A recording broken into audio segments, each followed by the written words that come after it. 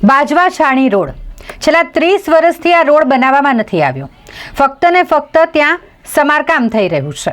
અસંખ્ય ખાડા છે આ રોડ પર।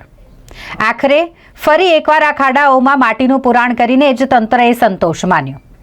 આ રોડ બનાવવામાં આવશે કે નહીં એ સવાલ ઊભો થઈ રહ્યો છે।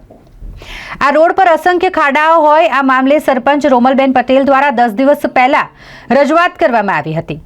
માર્ગ મકાન વિભાગને તેઓ દ્વારા રજૂઆત કરી, પરંતુ તેમની રજૂઆતનું કોઈ પણ નિરાકરણ ન આવ્યું।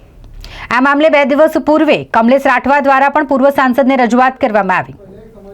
આખરે તંત્રએ કામ કર્યું, પરંતુ અધૂરું જ કર્યું।